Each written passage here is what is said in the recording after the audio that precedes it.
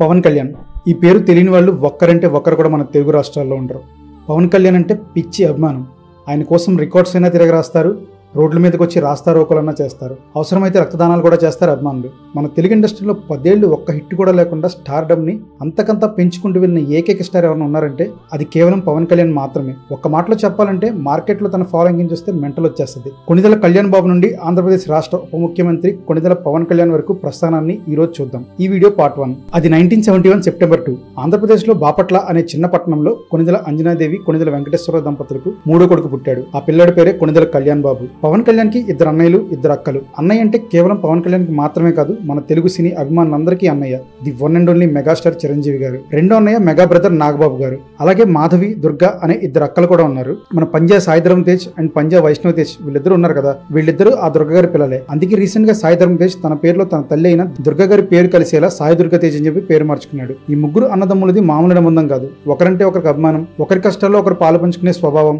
ఎవరు ముగ్గురు అన్నదమ్ముల్లో ఎవరిని ఏమన్నా కూడా మిగతా ఇద్దరు వారితో కయ్యానికి కాలు దూతారు. చిన్నప్పటి నుండి అన్నయ్యలంత యాక్టివ్ కాదు పవన్ కళ్యాణ్. ఎప్పుడు మనసులో ఏదో ఒకటి పెట్టుకుని ఆలోచనలు ఆలోచిస్తూ ఉంటాడు. స్కూల్కి వెళ్ళి చదువుతున్నా కూడా అక్కడ పుస్తకాల్లోని పాఠాలు అర్థం చేసుకోవడం కన్నా కూడా సమాజంలో అసమానతల్ని ఎక్కువగా అర్థం చేసుకోవడం అలవాటు చేసుకున్నాడు. అలా బలవంతంగానే ఇంటర్మీడియట్ వరకు చదువుకున్నాడు. ఆ తర్వాత కంప్యూటర్స్ లో డిప్లొమా స్టార్ట్ చేశారు, కానీ పూర్తి చేయలేదు. అలా చదువుకి ఫుల్ స్టాప్ పెట్టేశారు. చదువు మధ్యలోనే ఆపేసినా చదవడం మాత్రం పవన్ కళ్యాణ్ ఆపలేదు.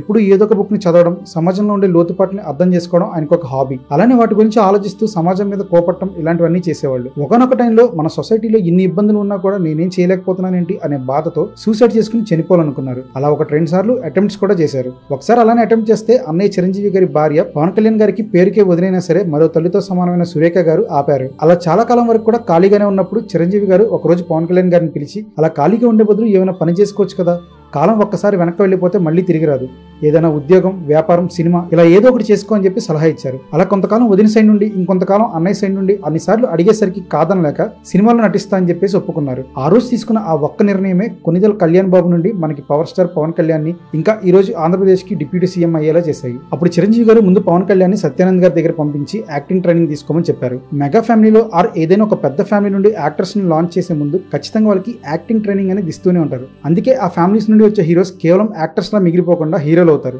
స్టార్లుగా శాసిస్తారు, కోట్లలో అభిమానులను సంపాదించుకుంటారు. ఒక పక్క సత్యానంద్ గారి దగ్గర యాక్టింగ్ నేర్చుకునే పనిలో పవన్ కళ్యాణ్ ఉంటే, మరో పక్క చిరంజీవి గారు పవన్ కళ్యాణ్ గారిని బాధ్యత తీసుకున్నారు. పవన్ కళ్యాణ్ గారిని ఎలా లాంచ్ చేయాలని చెప్పి ఆలోచిస్తున్నారు. అదే టైంలో ఈవీవి సత్యనారాయణ గారు చిరంజీవి గారితో ఒక సినిమా తీస్తున్నారు. ఆ సినిమా పేరు కనుక మీకు తెలిస్తే ఇప్పుడే ఈ వీడియోని పాజ్ చేసి కింద కామెంట్ చేయండి. తెలియకపోతే నేనే చెప్తా, అదే అల్లుడా మజాకా సినిమా. అప్పుడు చిరంజీవి గారు ఈవీవి గారిని అడిగారు, మా తమ్ముడు పవన్ కళ్యాణ్ కోసం ఏదైనా ఒక కథ రాయొచ్చు కదా అని చెప్పేసి. అలానే కొన్ని ఇన్స్ట్రక్షన్స్ కూడా ఇచ్చారు. ఇప్పుడు వస్తున్న సినిమాల్లాగా మాస్ యాక్షన్ మూవీస్ వద్దు, లవ్ స్టోరీ ఏదైనా ఉంటే రాయమన్నారు. అలా ఈవీవి గారికి చెప్పిన జస్ట్ వారం రోజుల్లోనే ఈవీవి గారు మొత్తం 3 కథలను తీసుకుని చిరంజీవి గారు ముందు పెట్టారు. అప్పుడు ఆ 3 స్టోరీస్ లో నుండి చిరంజీవి గారు, అల్లు అరవింద్ గారు కలిసి అక్కడమ్మాయి ఇక్కడబ్బాయి కథని ఫైనల్ చేశారు. ఈ సినిమాతోనే పవన్ కళ్యాణ్ మన ముందుకు హీరోగా వచ్చారు. పవన్ కళ్యాణ్ గారికి యాక్టింగ్ ఓనమాలు నేర్పించిన సత్యానంద్ గారు ఈ సినిమాలో మాటలు కూడా రాశారు. ఇదే సినిమాలో పవన్ కళ్యాణ్ గారు ఒరిజినల్ గా తన చేతి మీద నుండి వెహికల్స్ ఎక్కించుకుని ఆయన మార్షల్ ఆర్ట్స్ స్కిల్స్ ని, అలాగే ఆయన ఏదైనా ఒక పని చేస్తే ఎంత నిబద్ధతతో దాన్ని చేస్తారో అనేది అందరికీ తెలిసేలా చేశారు. కానీ ఎంతైనా ఎంట్రీ అనేది చిరంజీవి గారి ద్వారానే వచ్చింది కాబట్టి, చిరంజీవి గారి వల్లనే థియేటర్ కి జనాలు వచ్చారు కాబట్టి, అరే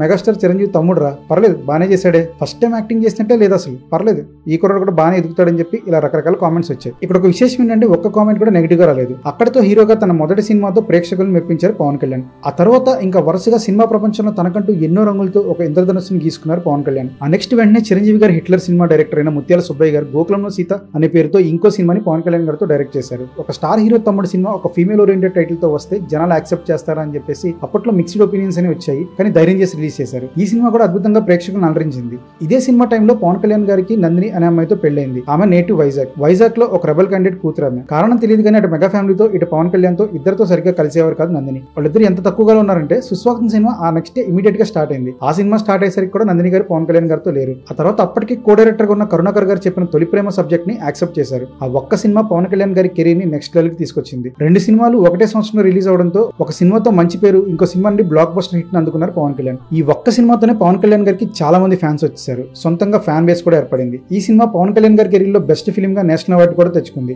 అలాగే ఈ సినిమాకి 5 నంది అవార్డ్స్ కూడా వచ్చాయి. ఆ నెక్స్ట్ వచ్చిన తమ్ముడు గురించి ప్రత్యేకించి చెప్పాల్సిన అవసరం లేదు. తమ్ముడు ఎంత పెద్ద హిట్ అందరికీ తెలిసిందే. తనకంటూ ఉన్న కొత్త స్టైల్ కి జనాలు పిచ్చి పిచ్చిగా ఎడిక్ట్ అవ్వడం మొదలు పెట్టారు. అప్పటికి రిలీజ్ అయిన 2 సినిమాలు తొలి ప్రేమ, తమ్ముడు 2 కొత్త డైరెక్టర్స్ నుండి వచ్చిన మాస్టర్ పీసెస్ కావడంతో అది చూసిన పూరి జగన్నాథ్ గారు నేను కూడా వెళ్తే నాకు కూడా ఒక ఛాన్స్ దొరుకుతుంది కదా అని చెప్పేసి తన లక్ని ట్రై చేసుకున్నారు. అలా పూరి జగన్నాథ్ గారు చాలా కష్టాలు పడి మొత్తానికి ఒక రోజు పవన్ కళ్యాణ్ గారి దగ్గరికి 2 కథలను తీసుకుని వెళ్లారు. ఆ 2 కథల్లో మొదటిది ఇట్లు శ్రావణి సుబ్రహ్మణ్యం అండ్ రెండోది బద్రి.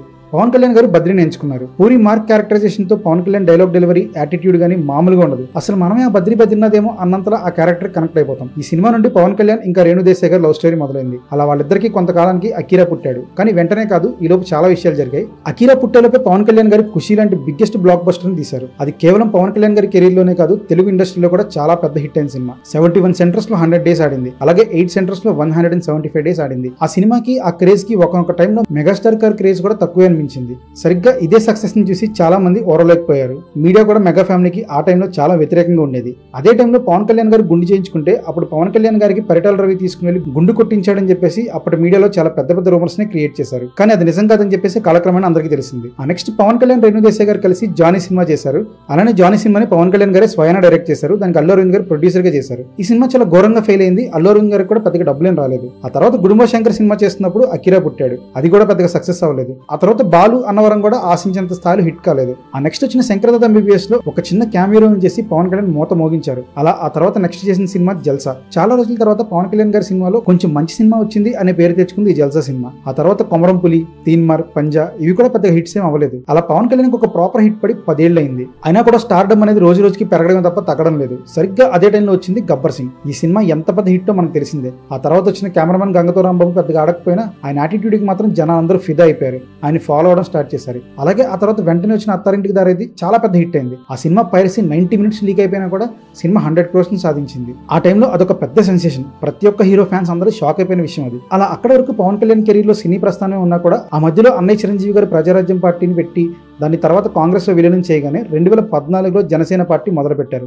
ఇక్కడ నుండి పవన్ కళ్యాణ్ గారి పొలిటికల్ జర్నీ స్టార్ట్ అయింది. ఈ జర్నీ చాలా అద్భుతంగా ఉంటుంది. దీన్ని సపరేట్ గా ఇంకొక వీడియోలో చెప్తాను. అసలు పవన్ కళ్యాణ్ గారు పార్టీ ఎలా పెట్టారు, ఎన్ని అవమానాలను ఎదుర్కొన్నారు, ఎంతమంది దానికి బ్యాక్ స్టాబింగ్ చేశారు, వాటన్నిటిని నిలదొక్కుని 2019లో పార్టిసిపేట్ చేసిన 2 నియోజకవర్గాల్లో ఓడిపోతే మళ్ళీ ఆయన ఎలా జనాలను ఫేస్ చేశారు, అక్కడి నుంచి ఆయన గ్రాఫ్ ని పెంచుకుంటూ ఈ రోజు ఆంధ్రప్రదేశ్ రాష్ట్రంలో ఉప ముఖ్యమంత్రి స్థానంలో కూర్చుని ఆయన రాష్ట్రాన్ని ఎలా శాసిస్తున్నారు, ఇవన్నీ కూడా పార్ట్ 2లో చెప్తాను. సో గైస్, ఈ వీడియో కనుక మీకు నచ్చితే లైక్ చేసి మీ ఫ్రెండ్స్ అండ్ ఫ్యామిలీకి షేర్ చేయండి. పవన్ కళ్యాణ్ గారిపై మీకున్న అభిప్రాయాన్ని పవన్ కళ్యాణ్ ఏపీ సీఎం అని చెప్పేసి కింద కామెంట్ లో కామెంట్స్ చేయండి.